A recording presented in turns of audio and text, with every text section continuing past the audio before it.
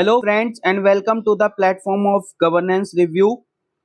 आज संडे का दिन है तो एडिटोरियल्स तो डिस्कस होते नहीं है क्योंकि एडिटोरियल्स आते नहीं है, लेकिन कुछ अच्छे सेक्शंस आते हैं जैसे साइंस फ्रीक्वेंटली आस्क्ड क्वेश्चंस और प्रोफाइल्स वाले, जिनको हम डिस्कस करते हैं बेसिकली संडे वाले दिन। तो चलिए शुरू करते हैं आज का डिस्कशन। साइंस सेक्शन से शुरुआत करते हैं। First article is tropical forest may be getting too hot for photosynthesis. तो जो स्टडी पब्लिश हुई है एक नेचर जर्नल जो आता है उसमें, उसके रिगार्डिंग ये आर्टिकल है।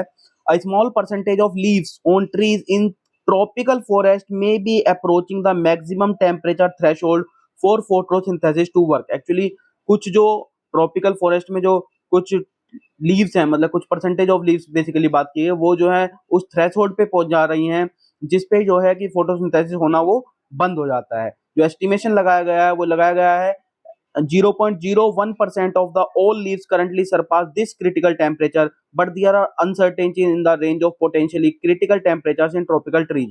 तो जो ट्रॉपिकल ट्रीज हैं उनमें क्या पोटेंशियल क्रिटिकल थ्रेशोल्ड है वो टेम्परेचर का, वो अभी तक एक्चुअली वो कुछ सर्टेन नहीं है, लेकिन ये जरूर है कि कुछ लीव्स जो हैं वो उस थ्रेशोल्ड तक पहुंच चुके हैं जहां पे वो फोटोसिंथेसिस नहीं कर पाती है। ठीक है ना।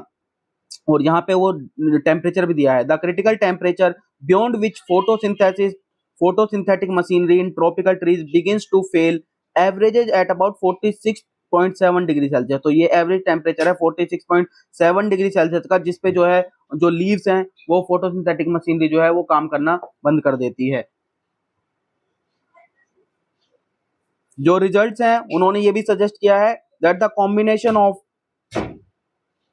ambitious climate change mitigation goals and reduce deforestation can ensure that these important elements of carbon, water and biodiversity stay below thermally. वही है कि अगर दोनों चीजों को, कि एक तो जो क्लाइमेट चेंज मिटिगेशन के जो एफर्ट्स हैं वो, और जो हम डिफोरेस्टेशन को रिड्यूस करने की बात कर रहे हैं या एफोरेस्टेशन को प्रमोट करें, तो इनको अगर हम कंबाइन करें तो जो है एक तरह से ये जो टेम्परेचर राइज दिख रहा है या ये जो फोटोसिंथेटिक एक्टिविटी का जो थ्रेशोल्ड है उसको रीच होने से बचाया जा सकता है। और क्योंकि जो ट्रॉपिकल फॉरेस्ट है वो एक तरह से कार्बन सिंक्स की तरह काम करते हैं, वाटर जो ग्राउंड वाटर रिचार्ज है उसका वो काम करते हैं, और जो बायोडाइवर्सिटी वहाँ पे भी वो काफी ज्यादा बायोडाइवर्स रीजन से एक्चुअली ये होते हैं, तो उसको भी प्रोटेक्ट करने में, बायोडाइवर्सिटी को प्रिजर्वेशन में भी ये हेल्पफुल होते हैं, तो उनको बचाया जा सकता है। तो दिस इज इट। स्नैपशॉट में एक बार देख लेते हैं।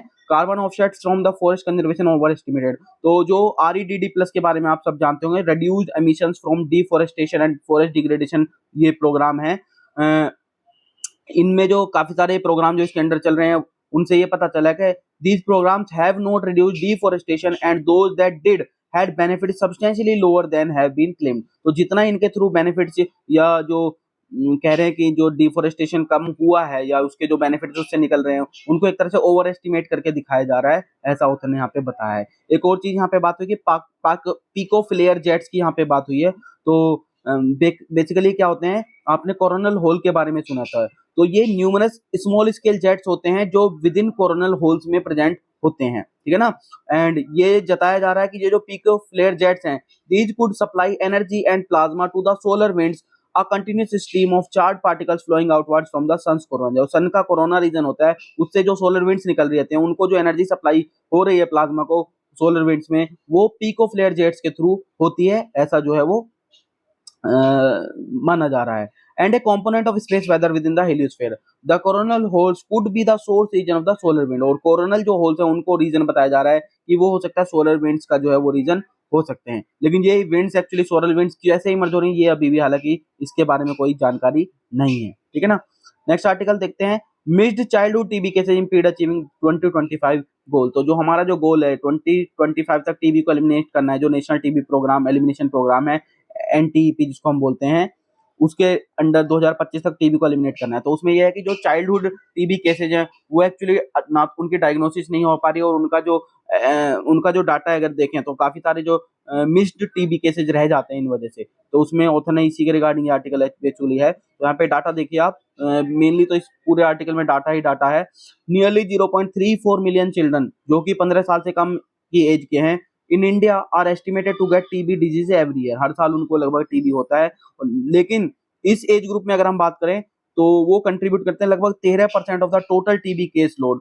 Only 6% are notified. उनका जो कंट्रीब्यूशन है केस लोड में वो है 13%, लेकिन जो नोटिफाइड टीबी केसेज हैं चिल्ड्रन वाले वो केवल 6% है। तो बाकी का जो एक गैप देख रहे हैं आप, ये जो है वो मिसिंग है, यानी कि वो केसेज एक्चुअली नोटिफाइड नहीं हो पा रहे हैं, डायग्नोज नहीं हो पा रहे हैं। बाकी सारा आर्टिकल क्योंकि डाटा पे ही है तो डाटा एक बार देख लेते हैं। तो childhood TB in India remains a staggering health problem contributing nearly 31% of the global burden, जो है उसका 31%, यानी कि लगभग 1/3 के अराउंड जो है वो इंडिया में है। ठीक है ना, किलर डिजीज है ही, ये सबको पता है। TB is the leading cause of death from infectious disease for children. और ग्लोबली अगर हम आप देखें तो at least 1.2 million children age less than 15 years fall ill with TB every year, और लगभग 56% उनमें से जो है वो डिटेक्ट नहीं होते। तो आप देख सकते हैं कितना ज्यादा मिसिंग गैप है, कि 1.2 मिलियन चिल्ड्रन जो है वो 15 साल से कम एज वाले अफेक्ट होते हैं, और उसमें से 56% जो है वो अनडिटेक्टेड रह जाते हैं। The estimated mortality of children with TB who fail to receive treatment is about 22%, और जो जिनको ट्रीटमेंट नहीं मिल पाता है, जिसकी वजह से उनकी डेथ हो रही है, वो मोर्टेलिटी रेट अगर देखें तो वो है लगभग 22%। ठीक है, इंडिया जो है 1/3 कंट्रीब्यूट कर दिया, मैंने बता ही दिया।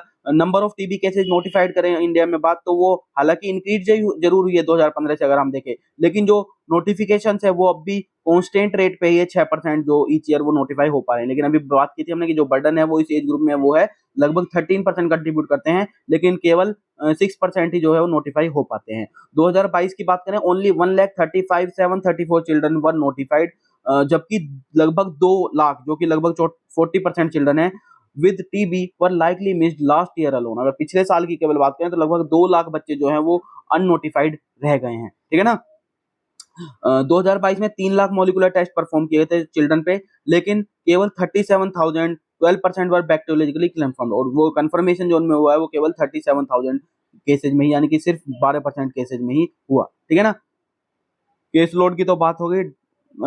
यहाँ पे इश्यूज जो बेसिकली उनकी बात कर लेते हैं कि क्यों एक्चुअली क्या जो कारण है जिनकी वजह से ये हो रहा है। तो पहला तो ये है कि जो डायग्नोसिस है टीबी जो चिल्ड्रन में डायग्नोस होता है वो कंपैरेटिवली ज्यादा चैलेंजिंग है कंपेयर टू एडल्ट। ठीक है ना, तो इसी वजह से जो मिस्ड या डायग्नोस्टिक डिलेज हैं और फ्रीक्वेंट है ये हैं, और इसी वजह से क्या है ये डिले हो जाते हैं या केसेज मिस्ड रह जाते हैं, और जिसकी वजह से जो बच्चे हैं उनका ट्रीटमेंट भी पुअर रह जाता है, तो उनके जो ट्रीटमेंट आउटकम्स है वो भी पुअर हो जाते हैं इसी वजह से। ये इंडिया की टीबी रिपोर्ट 2023 में बताया गया है। ठीक है ना, तो ऑफिशियली ये साइट किया गया है। दूसरी डिफिकल्टी जो बताई है वो ये बताई है कि जो बच्चे होते हैं 5 साल से कम एज के, वो एक्चुअली इतना स्पर्टम नहीं प्रोड्यूस कर पाते हैं। ठीक है ना, और उनका बैक्टीरियल लोड जो है वो भी कम होता है, तो उनमें भी जो जाहिर सी बात है कि जो टीबी की डायग्नोसिस करना है या ड्रग रेजिस्टेंस स्क्रीनिंग की बात करते हैं वो भी एक चैलेंज होता है। तो दूसरा चैलेंज ये है। तीसरा जो है वो ये बताया कि जो टूल्स यूज करे जाते हैं बेसिकली, जैसे कि चेस्ट एक्सरे वगैरह जो यूज किए जा रहे हैं, है ना, वो उन टूल्स की एक तो लिमिटेशंस है, और दूसरा उनकी जो एक्यूरेसी और रिलायबिलिटी है वो भी काफी लिमिटेड है। तो ये तीसरा चैलेंज है जिसकी वजह से डायग्नोसिस या मिस्ड केसेस हो रहे हैं। ठीक है ना, ऑथर ने फिर ये भी कहा कि जो बल्क केसेस हैं चिल्ड्रन में वो बेसिकली पल्मोनरी ट्यूबरकुलोसिस के होते हैं। पल्मोनरी मतलब रिलेटेड टू लंग्स, लेकिन लगभग 32% जो टीबी केस हैं वो एक्स्ट्रा पल्मोनरी होते हैं, और उनमें जो है टीबी डिटेक्शन वो और ज्यादा चैलेंजिंग हो जाता है। तो एक ये भी है कि जो एक्स्ट्रा पल्मोनरी टीबी के केसेज हैं वो एक्चुअली अनडिटेक्टेड रह रहे हैं। ठीक है ना, और लास्टली ऑथर ने बताया कि there has been a reduction in BCG vaccination of children during the pandemic. Pandemic के टाइम पे ओवरऑल वैक्सीनेशन भी कम हुआ था, और अगर हम देखें तो बीसीजी का जो वैक्सीन जो बच्चों को लगता था बीसीजी का, वो भी नहीं लग पाया, वो काफी कम बच्चों को अवेल हो पाया था। तो ये भी एक चैलेंज, इसकी वजह से भी जो टीबी के केसेज हैं वो बढ़े हैं, ऐसा ऑथर ने बताया है। ठीक है ना, long term health issues following कोविड-19। तो कोविड-19 के बाद जो है काफी सारे केसेज जो है लॉन्ग टर्म हेल्थ इश्यूज देखने को मिले। उनमें ऑथर ने यहाँ पे ये बताया, क्वेश्चन किया है एक तरह से लोगों को, कि जो लोग थे जिनको कोविड-19 हुआ, they had greater risk of blood clots, lung diseases, fatigue and diabetes for up to 2 years, की लगभग 2 साल तक वो इन बीमारियों के हाई रिस्क पे रहने वाले, तो उनको थोड़ा सा ध्यान रखने की जरूरत है। बेसिकली यही आर्टिकल में पूरे में बताया गया है। ठीक है ना, आगे बढ़ते हैं।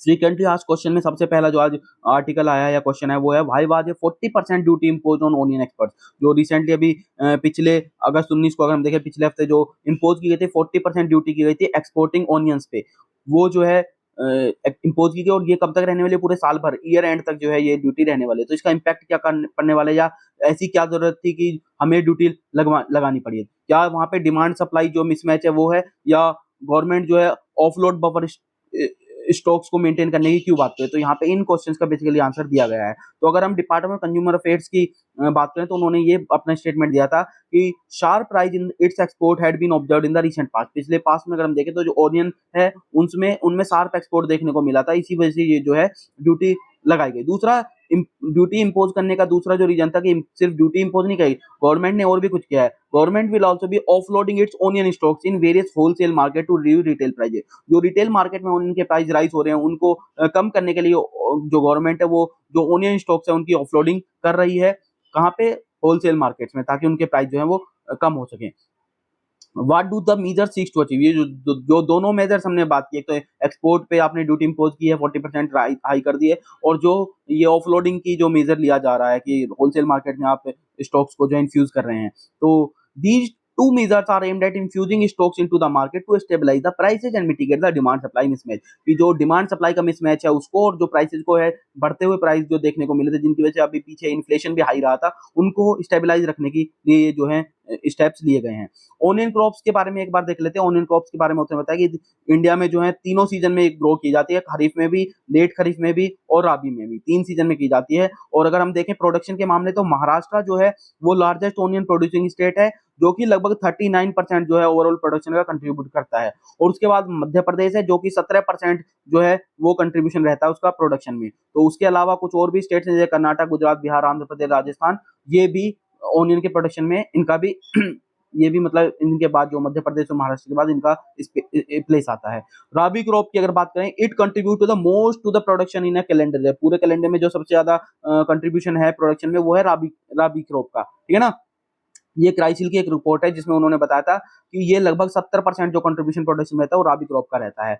जो एरिया अंडर प्रोडक्शन की बात करें वो भी जो है लोअर हुआ है बाय 7% एट 1.8 मिलियन हेक्टेयर। 2021-22 में अगर हम देखें तो एक तो प्रोडक्शन भी कम हुआ है, वो 31.1 मिलियन मीट्रिक टन रहा है, down from 31 metric ton in 2021-22।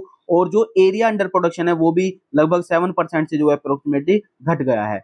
Concerns क्या है स्टोरेज से रिलेटेड? तो अगर देखें तो पिछले महीने हम 2 इवेंट से गए हैं। एक तो जो वेदर कंडीशन है वो इतनी अच्छी नहीं रही है, तो वेदर चेंजेस की वजह से क्या है कि जो सडन इंक्रीज देखने को मिला था टेम्परेचर में जो फरवरी मार्च वाले मंथ में था, उसमें क्या हुआ, it led too early maturity of the crop early mature हो गई, जिसकी वजह से क्या हुआ, स्मॉल साइज जो है बल्ब जो है वो प्रोड्यूस हुए। दूसरा जो है अनसीजनल रेनफॉल जो देखने को मिला मार्च के दौरान also affected the quality of onions and reduce their self life from 6 month by around 1 month. तो जो 6 मंथ की जो सेल्फ लाइफ होती थी ओनियन की वो घट के 1 मंथ ही रह गई, जो मार्च में रेनफॉल हुआ, कंटिन्यूअस अनसीजनल रेनफॉल था और बेसिकली उसकी वजह से। तो यानी कि ये दोनों ही चीजें कहीं ना कहीं जो स्टोरेज में कंसर्न्स जो है स्टोरेज से रिलेटेड वो इन दोनों प्रॉब्लम्स ने जो है लेके आई। इंडिया एक्सपोर्ट जो ओनियन करता है उसके बारे में भी उसने यहाँ पे डाटा दिया कि इंडिया लगभग 2.5 मिलियन टन जो है फ्रेश ओनियंस एक्सपोर्ट करता है, वर्थ अप्रोक्सीमेटली जिसकी वर्थ है 4,522 करोड़, और ये एक्सपोर्ट हमने किया 2022-23 में, ठीक है ना। अगर कॉम ट्रेड का डाटा देखें तो थर्ड लार्जेस्ट एक्सपोर्टर है after the Netherlands and Mexico which command out 15.8%, 11.3%, और इंडिया अबाउट 10%। तो सबसे ज्यादा एक्सपोर्ट में जो है वो नीदरलैंड का शेयर है 15.8%, उसके बाद हमारा मैक्सिको का आता है जो 11.7% है, उसके बाद तीसरा जो है वो इंडिया का प्लेस आता है और 10% कंट्रीब्यूट करता है ये एक्सपोर्ट में ग्लोबल में, ठीक है ना। ये डाटा है कॉम ट्रेड का, ठीक है। इंडिया के मेनली जो एक्सपोर्ट डेस्टिनेशन है वो हमारी बांग्लादेश है, हमारे नेबर्स हैं ज्यादातर, मलेशिया है, उसके अलावा श्रीलंका भी है, नेपाल है, इंडोनेशिया, और अगर दूर देखें तो यूएई को, कतर को, वियतनाम, ओमान और कुवैत को भी हम जो है एक्सपोर्ट करते हैं। तो डोमेस्टिक वाले में, और जो हम देखें तो जो मिडिल ईस्ट कंट्रीज हैं बेसिकली उसमें हम जो कंट्रीज हैं उनमें हम जो है वहां पे सप्लाई करते हैं, ठीक है ना। व्हाट लाइज अहेड, आगे क्या है? तो गवर्नमेंट ने पिछले हफ्ते ये कहा था कि the buffer stock has been enhanced to 5 lakh metric tonne from 3 lakh metric tonne. जो अभी बफर हम मेंटेन करते हैं 3 लाख मीट्रिक टन का, उसको बढ़ा के 5 लाख मीट्रिक टन तक रखने की जो है वो बात गवर्नमेंट ने की थी। और these measures for targeted release, procurement and imposition of export duty would benefit the farmers and consumers by assuring remunerative prices to the onion farmers while ensuring continuous availability to the consumers of affordable prices। तो दोनों ही चीज को ensure करने के लिए measures लिए गए हैं ताकि जो प्रोक्यूरमेंट है उनका हो सके और जो फार्मर्स है उनको अच्छा रेम्यूनरेटरी प्राइस जो है वो उनको इंश्योर किया जा सके, और जो कंज्यूमर्स है उनको एक स्टेबलाइज और एक फिक्स्ड प्राइस जो है मतलब एक लो प्राइस जो है वो उनको अवेलेबल हो सके ताकि उनको अवेलेबिलिटी कंटिन्यूसली मिल सके ऑनियंस की, ठीक है। आगे देखते हैं, आगे ये है after Chandrayaan 3 what are ISRO's plans, कि चंद्रयान 3 हमने सक्सेसफुली लैंड किया था, सॉफ्ट लैंडिंग हम कर पाए थे, उसके बाद अब इसरो के आगे के प्लान क्या हैं, ठीक है ना। तो ये तो हम बात कर चुके थे कि क्या क्या स्टेटस इसमें एनहांस हुआ है इंडिया का, ये पीछे हम कई बार डिस्कस करते हैं। एक और चीज जो आज नहीं आई है वो ये है कि ये जो एलिट स्ट्रेचर है, it also boost other countries confidence in Indian Space Research Organisation which built launch and now operate the Chandrayaan 3 instrument, कि इससे जो इंटरनेशनल कंट्री कम्युनिटीज हैं और जो बाकी की कंट्रीज हैं उनका कॉन्फिडेंस जरूर इसरो के में बिल्ट हुआ है, क्योंकि हम बहुत सारी सैटेलाइट्स लॉन्च करते हैं, ऑपरेट्स करते हैं बहुत सारे बाकी कंट्रीज के मिशंस को हम लोग। तो ये आगे के अगर इसरो के फोकस एरिया देखते हैं तो ऑथर ने सबसे पहले तो गगनयान का जिक्र किया है। गगनयान आपको पता होना चाहिए, ह्यूमन स्पेस फ्लाइट मिशन है ये, जहाँ पे हम जो है स्पेस में ह्यूमंस को भेजने की बात कर रहे हैं, ठीक है ना। It continues a series of tests of modified launch vehicle Mark 3 LMV3 before it can be certified to be safe to carry humans। और reusable launch vehicle technology demonstrator की बात की जा रही है। ये एक ऐसा launch vehicle रहेगा that can be used for multiple missions unlike the existing rockets। अभी क्या होता है, रॉकेट भेजते तो वो वापस नहीं आते, उनको रीयूज नहीं कर सकते क्योंकि वो स्पेस में चले जाते हैं। लेकिन अगर हमारे पास रीयूज लॉन्च व्हीकल टेक्नोलॉजी होगी तो जाहिर सी बात है हम एक व्हीकल को ही जो है लॉन्च व्हीकल को काफी सारे मिशन में यूज कर सकते हैं। तो ये भी अंडरगोइंग टेस्ट, अभी ये टेस्ट के तो उस फेज में ही चल रहा है।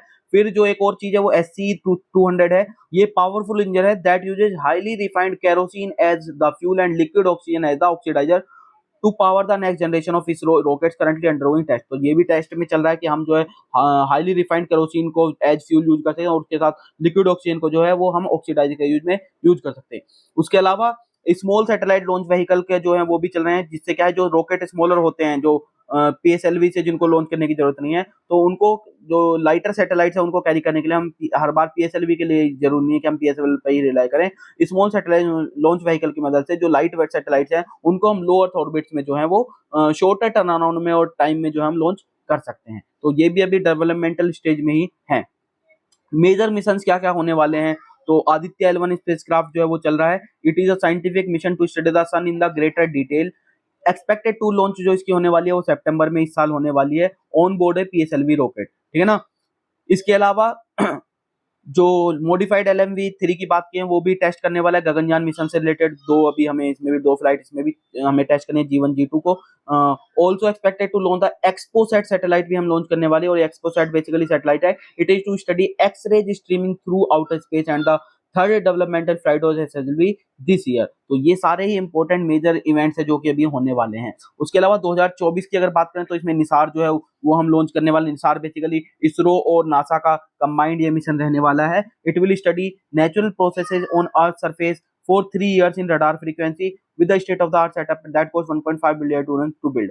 फिर ISRO will also have to undertaken commercial launches that is launch payload for other space agency and और कंपनीज एंड इंस्टीट्यूट। इसरो सिर्फ यही नहीं कि अपने जो इंडियन या इंटरनेशनल वाले कर, उसके अलावा हम लोग जो है कमर्शियल लॉन्चेस भी करता है, जैसे पेलोड करते हैं हम बाकी स्पेस एजेंसी के हम लॉन्च करते हैं, और जो हमारी प्राइवेट कंपनीज हैं या इंस्टीट्यूट हैं उनके भी पेलोड्स हम लॉन्च करते हैं। तो कमर्शियल एक्टिविटीज भी इसरो इसके साथ साथ करता है। ये इंपॉर्टेंट वाले मिशन तो हैं, साथ साथ ये सब भी हैं। ISRO has been also working on developing safer and more energy efficient rocket fuel। तो rocket fuel पे भी हम ज्यादा energy efficient और safe rocket fuel बनाने पे भी इसरो जो है काम कर रहा है। उसमें से एग्जांपल एक ऑथर ने दिया मेथलोक्स प्रोपेलेंट, जो कि मीथेन प्लस लिक्विड ऑक्सीजन का जो है वो बना हुआ फ्यूल रहेगा, ठीक है ना। Also been working on an electric propulsion system for satellite. Electric propulsion system के रिगार्डिंग भी काम किया जा रहा है, which are lighter than the chemical propellant. जो भी केमिकल प्रोपेलेंट यूज किया जाता है उनसे उनके कंपैरिजन में ये लाइट रहने वाला है, and potentially beneficial to a satellite life span as well. और जो सैटेलाइट का लाइफ स्पैन रहने वाला है उसको भी ये बढ़ाने में हेल्प करेगा। Organization has been transferring some technologies especially related to telecommunication and electronics to private sector। साथ ही साथ कुछ जो टेक्नोलॉजी है प्राइवेट सेक्टर में भी ट्रांसफर करने के लिए काम किया जा रहा है, ताकि कुछ एक्टिविटीज है प्राइवेट सेक्टर के को जो है हैंडओवर कर दी जाए और इसमें प्राइवेट सेक्टर जो है वो अपना काम करे, ठीक है ना। मतलब प्राइवेट पार्टिसिपेशन को बेसिकली बढ़ाया जा रहा है।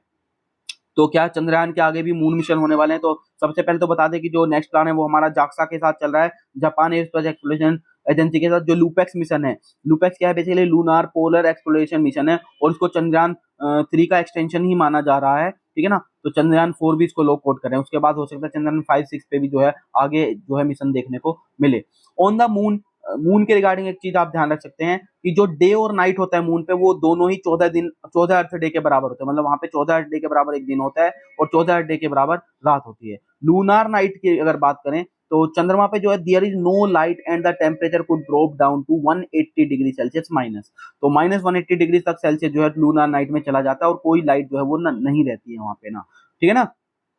तो अब दूसरा ये भी बताया था ना कि क्योंकि रशिया पे जो है काफी सारे सैंक्शंस लगे हुए हैं, तो इसी वजह से जो स्पेस एजेंसीज हैं और कंपनीज हैं वो अल्टरनेटिव के लिए ढूंढ रही हैं कि वो उनको सर्विसेज प्रोवाइड कर सकें, जो कि पहले ही रशिया प्रोवाइड कर रहा था। तो इसरो इसरो इसमें जो है एक अल्टरनेटिव जो है वो साबित हो सकता है। और एग्जांपल भी यहाँ पे होता है कि इसरो ने लॉन्च किया था वनवेब सैटेलाइट 2022 में, और अभी एक्सपेक्ट हो रहा है कि जो यूरोपियन स्पेस एजेंसी की जो प्रोबा 3 सैटेलाइट है वो भी 2024 में शायद इसरो ही लॉन्च करेगा, ठीक है ना।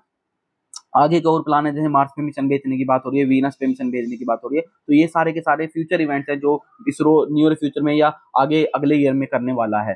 What is the care protocol for babies in India? तो जो ये रिसेंटली जो कॉन्टेक्स्ट है वो तो ये है कि जो लूसी लेटवी थी, जो ब्रिटिश नर्स थी, उनको जो है लाइफ इन प्रिजन सेंटेंस दिया गया है for being found guilty in the worst child serial killer case in history of the UK. तो उसी के रिगार्डिंग उसने कहा कि क्या इंडिया में जो है वो सेफ्टी है या नहीं है। तो patients in India are protected under multiple layers of law that are largely fragmented. हालांकि हम कई सारे लेयर्स में लॉ में जो है पेशेंट जो है वो प्रोटेक्टेड तो हैं, लेकिन वो बहुत सारे फ्रेगमेंटेड फॉर्म्स में हैं। जैसे कि ओथ दी जाती है मेडिकल प्रोफेशनल्स को, उसके बाद कंज्यूमर प्रोटेक्शन एक्ट है that deals with medical negligence and efficiency of services. फिर लीगल राइट्स है पेशेंट के जो क्लिनिकल एस्टेब्लिशमेंट एक्ट में है। फिर नेशनल फार्मास्यूटिकल प्राइसिंग अथॉरिटी है और drugs control general of India है, उनके पास मैकेनिज्म है कि वो ये देख सकते हैं जो पेशेंट्स के राइट्स हैं in terms of medication and devices वो प्रोटेक्ट हो सकें, ठीक है ना। नियोनेटल सेफ्टी मेंटेन की हुई है नहीं, उसके बाद में देखें तो ये बताया कि while there are no exclusive rules for neonatal care and safety or protection against external harm in Indian hospitals, there are provisions and checks against issues like inadvertent mix-up of babies at birth and abduction। तो हालांकि exclusive rules तो नहीं है neonatal care और safety के regarding, लेकिन कुछ provision जरूर हैं जो चेक करते हैं कि इनएडवर्टेंट मिक्सअप ना हो जाए बेबीज का बर्थ पे या एबडक्शन ना हो जाए। फिर कुछ जो जाने माने हॉस्पिटल्स हैं वहाँ के जो स्पेशलिस्ट हैं या वहाँ के जो हेड हैं उन्होंने भी अपने अपने अलग अलग बताया कि वो किस तरह से इंश्योर करते हैं, ठीक है ना। Adequate staffing ensure that trained health care providers can closely monitor each baby's condition and respond swiftly to any concerns. तो ये सारी चीज बताए हैं। सम इश्यूज हैं जो नियोनेट्स फेस करते हैं, उसमें उन्होंने बताया कि चिल्ड्रन सबसे ज्यादा ग्रेटर रिस्क रहता है डेथ का, वो पहले 28 दिनों में रहता है। ये वर्ल्ड हेल्थ ऑर्गेनाइजेशन के अकॉर्डिंग ये है। और अगर डाटा देखें तो डाटा ये कहता है कि 2019 में अगर देखें तो 47% जो अंडर 5 डेथ्स हुई हैं जो न्यू बॉर्न पीरियड में हुई हैं, वो उनमें से 1/3 जो है dying on the day of birth and close to the 3/4 dying within the first week of life. तो लगभग 1/3 तो जो on the day of birth ही डाई हो गए, और जो 3/4 हैं वो within first week of life जो है वो डाई हो गए हैं। 47% में जो ये अंडर 5 मोर्टेलिटी होती है उसमें ये देखने को मिला है, ठीक है ना। तो करंट इन्फेंट मोर्टेलिटी रेट हालांकि इंडिया में थोड़ी सी घटी है, लेकिन वो इतनी ज्यादा नहीं है, कम ही घटी है, ठीक है ना। दूसरा जो ऑथर इशू बताया वो ये children who die within first 28 days of birth suffer from conditions and disease associated with lack of quality care at birth और skilled care and treatment immediately after birth and in the first days of life. तो जो mostly deaths आपको देखने को मिल रही है India में first 28 days of birth में, तो बेसिकली वो इसलिए हो रही है क्योंकि जो लैक ऑफ क्वालिटी केयर की वजह से हो रही है, तो या जो स्किल्ड केयर चाहिए बर्थ के टाइम पे उसमें नहीं मिल पा रहे उनको, उस वजह से ज्यादा हो रही है। फिर होते हैं प्री टर्म जो बर्थ है, इंट्रापार्टम रिलेटेड कॉम्प्लिकेशंस हैं, जैसे बर्थ एस्फिक्सिया हो गया और lack of breathing at birth है, infections and birth defects, these cause most neonatal death. तो ज्यादातर नियोनेटल डेथ जो हो रही है वो इन रीजंस की वजह से हो रही है। दूसरा उसने एक और पॉजिटिव डाटा भी दिखाई, जिन वुमेन्स को midwife led continuity of care मिल रही है provided by professional midwives educated and regulated to international standards, these are 16% less likely to lose their baby and 20% less likely to experience preterm birth, it explained। तो उनमें 16% उनको less जो है उनके baby का लॉस देखने को मिला और 20% वो लेस लाइकली वो प्रीटर्म बर्थ जो है वो एक्सपीरियंस करें, ठीक है ना।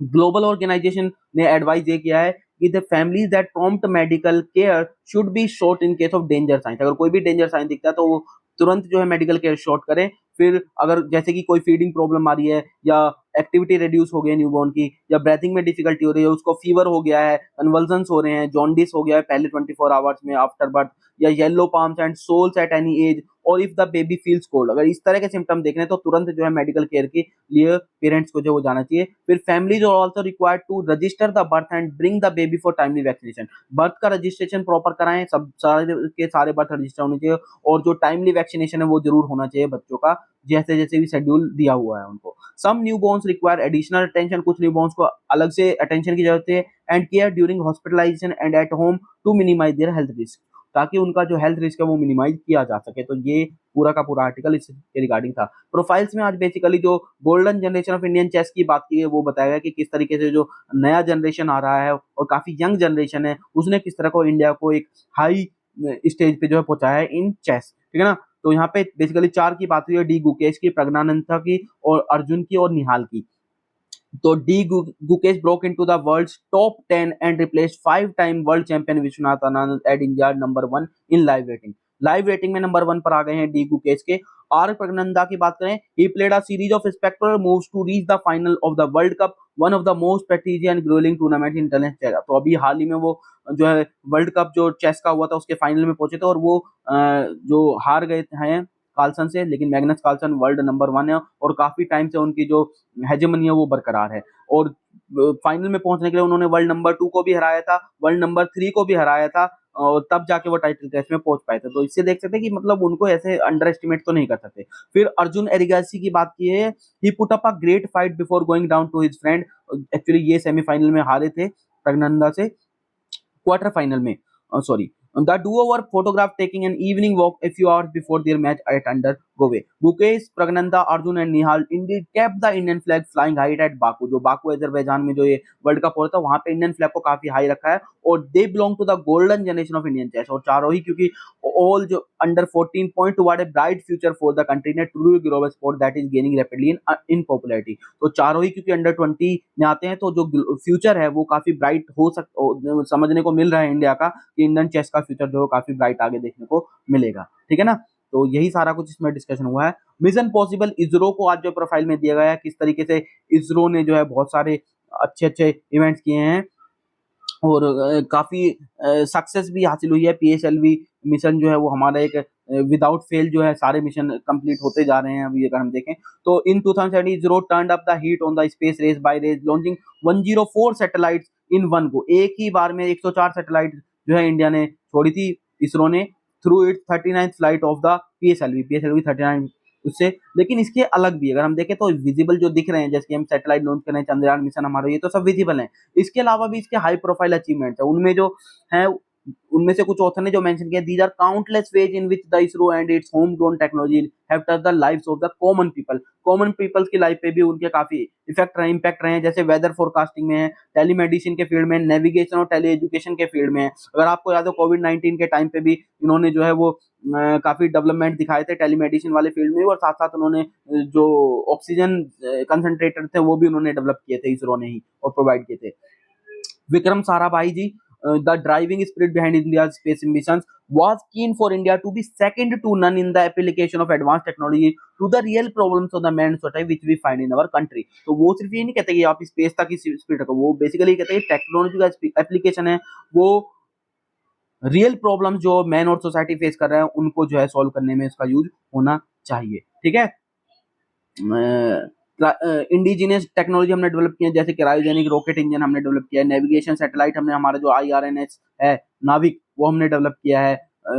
It has demonstrated to the country larger scientific community that such things are not the exclusive impression domains of the West. और इन सब चीजों में जो पहले वेस्ट का डोमेन रहता था वो अब जो है सिर्फ वेस्ट का डोमेन नहीं रह गया, और इंडिया भी इसमें कहीं ना कहीं एक इंपॉर्टेंट प्लेस अपने आप को इंडिया ने यहाँ पे दिखाया है। तो इसरो के अचीवमेंट्स के रिगार्डिंग ये बेसिकली बात था कि इसरो किस तरीके से जो है दिन पे दिन ऊपर की तरफ जा रहा है। ब्लेसिंग श्रेष्ठा थाविशिन, तो ये तो हमने पीछे भी डिस्कस किया था, जो थाई गवर्नमेंट, जो थाई के जो प्राइम मिनिस्टर बने हैं और उन्होंने जो अलायंस किया है पार्टी ने विद मिलिट्री एस्टेब्लिशमेंट, उसने काफी सारे जो ट्रांजिशन पे क्वेश्चन जो है वो रेज किए हैं, क्योंकि जो एक्चुअली बात की थी वो यू टर्न हुआ है। यहाँ पे जो बात किया होता नहीं है कि एंटी मिलिट्री स्टांस उन्होंने शुरू किया था, एंटी मिलिट्री कैंपेन किए थे, लेकिन जो अभी है वो अलायंस में साथ में जो है उन्होंने मिलिट्री के साथ में जो है वो एक तरह से काम करने के लिए वो एग्री हो गए हैं। And it has already impact the credibility among the electorate. There are also question about how mister Sereta plans to keep the campaign promises. जो कैंपेन में उन्होंने प्रॉमिस किए थे उसको कैसे अलाइव रख पाएंगे या उनको पे कैसे जो है अपने कैंपेन अपने प्रोमिसेस को कीप रख पाएंगे, अपने प्रोमिसेस को मतलब फुलफिल कर पाएंगे, उसको ये देखने के लिए ऑथर ने यहाँ पे बोला है कि वो देखना रहेगा। It is set to head an 11 party coalition government including military alliance and populist party. तो 11 पार्टी कोलिशन को जो है ये हेड करने वाले हैं गवर्नमेंट को, और उसमें मिलिट्री भी रहेगी और साथ में पॉपुलिस्ट पार्टी जो है वो भी रहेंगी। तो काफी मतलब चैलेंजिंग रहने वाला है, ऑथर ये कह रहा है। While Melissa Satra has advocated for amending the military drafted constitution, addressing social and economic equality and respecting human rights। हालांकि उन्होंने ये प्रॉमिस जरूर किया था, एडवोकेट किया था जब इलेक्शन कैंपेन शुरू कर रहे थे कि वो मिलिट्री ड्राफ्टेड कॉन्स्टिट्यूशन जो उसको अमेंड करेंगे, जो सोशल इकोनॉमिक इक्वालिटी है उसको एड्रेस करेंगे, और जो ह्यूमन राइट्स है उनको भी एड्रेस करने के लिए करेंगे। लेकिन जो फेट है of his commitments remains uncertain after few thighs alliance with military elites to run the government। जो गवर्नमेंट को रन करने के लिए few जो मिलिट्री के साथ अलायंस किया है वो एक्चुअली उससे ये है कि जो कमिटमेंट्स हैं उनको आप सर्टेनली नहीं कह सकते वो फुलफिल हो पाएंगे या नहीं। बिजनेस वाले पार्ट में आज एक और इम्पोर्टेंट न्यूज थी, इसको और देख लेते हैं लास्ट में। जो प्रधानमंत्री जनधन योजना है उसमें अकाउंट्स ने 50 करोड़ जो है अकाउंट्स वो पास कर लिए हैं, और जो डिपॉजिट्स हैं वो भी 2 लाख करोड़ से जो है ऊपर हो चुका है। ठीक है ना। अगर अगस्त 16 की बात करें तो 50.09 करोड़ जो है प्रधानमंत्री जनधन योजना अकाउंट जो है खुल चुके हैं, और उसमें जो डिपॉजिट है वो लगभग 2,03,505 करोड़ जो है उसमें डिपॉजिट हो चुका है। ठीक है ना। जीरो बैलेंस अकाउंट्स की अगर बात करें तो उतने एक और डाटा बताया, the number of zero balance account had slid sharply from 58% in March to 2015 to just 8%। तो जो जीरो बैलेंस अकाउंट थे वो भी घटे हैं मार्च 2015 से। अगर हम देखें तो जब 58% जीरो बैलेंस अकाउंट थे वो घट के केवल 8% ही रह गए हैं, मतलब लोग जो हैं वो इनमें डिपॉजिट्स कर रहे हैं अकाउंट्स में। ठीक है ना। तो this is it regarding today discussion. Hope आपको ये वीडियो पसंद आया होगा, डिस्कशन अच्छा लगा होगा। अगर आपको अच्छा लगता है तो आप वीडियो को लाइक कर सकते हैं, हमारे एफर्ट को सराह सकते हैं और हमें मोटिवेशन दे सकते हैं। और अगर चैनल को अभी सब्सक्राइब नहीं किया तो सब्सक्राइब कीजिए, क्योंकि इस चैनल के थ्रू और भी इंपॉर्टेंट चीजें आपको आने वाले टाइम में देखने को मिले, कुछ अच्छे इनिशिएटिव जो हम आगे लाएंगे। So this is it, thank you.